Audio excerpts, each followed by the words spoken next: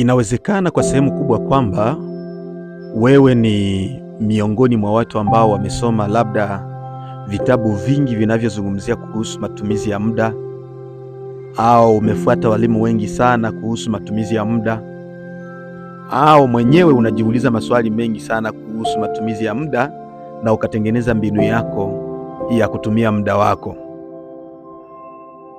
Hapa ninataka nikufunze sehemu 3 kuu ambazo utawekeza muda wako.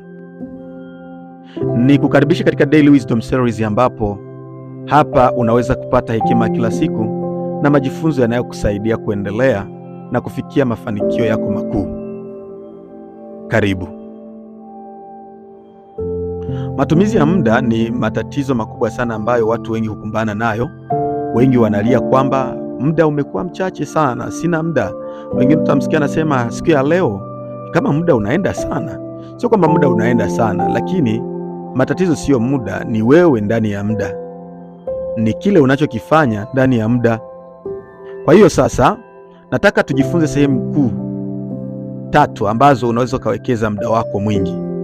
Sehemu ya kwanza ni kuwekeza muda wako katika Mungu. Mungu yeye ni mwanzo wa muda na mwisho wa muda, kwa sababu yeye hana mwanzo na hana mwisho. Unapowekeza wakati wako katika yeye, unakuwa umechota katika chanzo cha muda. Unawekeza katika Mungu muda wako kwa njia ya sala, kwa njia ya kujifunza vitabu vitakatifu, kwa njia ya kuwahudumia wengine na kuwafanyia matendo mema.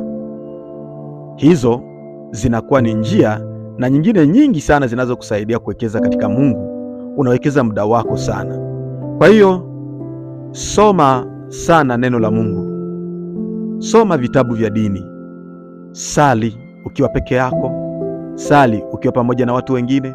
Muda wako uwe unapitia hapo. Sehemu ya pili ya kuwekeza muda wako ni katika wewe mwenyewe. Unajua, hatuwezi kujifunza kuwagundua watu wengine na kuwaelewa kipindi ambacho sisi wenyewe tumeshindwa kujielewa na kujijua. Wekeza muda wako katika wewe mwenyewe. Unawekezaje muda wako katika wewe mwenyewe?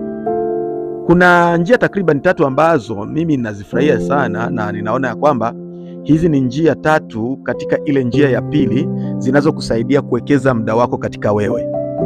Unawekeza katika wewe unapotaka kupata sayansi ya kugundua vipaji na uwezo ambao Mungu aliweka ndani yako. Yaani unapochukua muda wa kugundua vipaji vyako, unagundua vipawa vyako, unagundua karama zako. Unapochukua muda wako katika kuwekeza kwenye hili, unakuwa umefanya maamuzi makubwa ya busara na muda wako haujapotea bure. Njia hii unaweza ukaifaidi kwa kufuata tu masomo yangu ambayo nimeyafanya kwa ajili ya vipaji, namna ya kugundua vipaji, jinsi ya kugundua vipaji, episodi ya 1 na kuendelea zinaweza zikakusaidia. Au ukasoma kitabu changu kinachoitwa namna ya kugundua vipaji, tafadhali, namna ya kugundua vipaji na kuvigeuza kwa ajira. Unaweza kufuata walimu wengine kwenye mitandao, unaweza kusoma vitabu vingine kwa ajili ya kugundua vipaji vyako, vipawa na karama zako. Hapo utakuwa umewekeza kabisa katika wewe. Lakini njia nyingine ya kuwekeza katika wewe ni katika kujifunza elimu ya self discipline, nidhamu yako binafsi.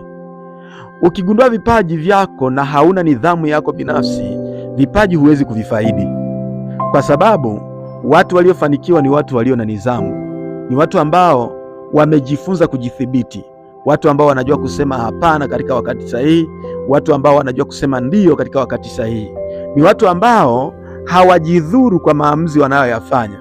Wana nidhamu inayowafanya waishi kila siku, wapumue kila siku. Kwa hivyo unaweza ukawekeza pia katika nidhamu yako binafsi. Chukua muda, soma vitabu kwa ajili ya nidhamu yako binafsi. Jifunze kusema hapana katika mambo fulani fulani, tabia zinazokuangusha kila siku. Uwe na nidhamu. Njia ya 3 ya kusaidia kuwekeza muda wako katika wewe ni pale unapojifunza kuhusu elimu ya fedha. Yaani unajifunza nidhamu ya fedha, unajifunza kuwa na bajeti, unajifunza kutumia pesa kwa kitu kilicho sahihi, sio kwa mihemko, sio kwa tamaa tu, unatumia pesa pale ambapo zinahitajika. Unajua kuna wakati ambapo tunajikosea wenyewe, na mojawapo ya walimu ambao mmoja wao nimemsahau jina lake, aliyesema ya kwamba kosa kubwa tulilo nalo ni kwa sababu tunatumia pesa katika sehemu ambazo pesa hazihitajiki. Na nadhani atakuwa ni Brian Tracy ambaye alisema msemo huu. Anasema ya kwamba kosa ambalo watu wengi hufanya ni pale wanapotumia pesa kwa mahitaji ya kisaikolojia. Mahitaji ya kisaikolojia hayahitaji pesa.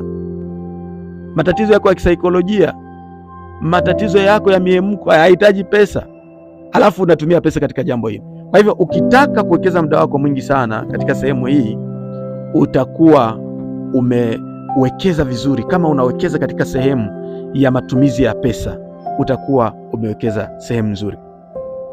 Sehemu ya tatu na kuu ambayo ni ya kuwekeza muda wako ni katika mahusiano.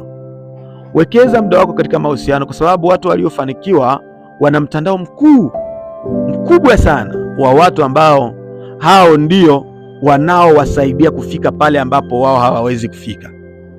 Watu ulio nao, aina ya watu ulio nao inaamua hatima yako pia. Wekeza katika mahusiano, jifunze mbinu za kuhusiana na watu, kama vile mbinu za mawasiliano, namna ya kusikiliza, namna ya kuwekeza katika muda wako. Unaweza ukawekeza pia katika ninawezaje kuweza kusikiliza watu. Kama una matatizo katika kusikiliza, kwa sababu kuna watu wengine ambao hawajui kusikiliza, jifunze namna ya kuishi na watu. Jifunze namna ya kuathiri watu na namna ya kuwafanya watu wawe rafiki zako. Jifunze namna ya kufanya watu wakubali mradi wako na wajiunge katika maono yako makuu, wajiunge katika ndoto zako kuu. Hapo ukiwekeza kwenye vitu hivi vitatu, nakusihi ujitolee tu miaka 5 na wewe utaniambia kile ambacho kilichotokea. Pamoja na hayo yote, usisahau ya kwamba tumesema maneno hayo yote, lakini usisahau kwamba tendo moja dogo utakalolifanya leo litakufanya kesho unawiri na kustawi. Mimi nitafurahi sana kusoma kwenye comment. Usisahau kusubscribe, kulike na kushare ili wa kwanza kupata masomo yetu. See you. Lakini jifunze.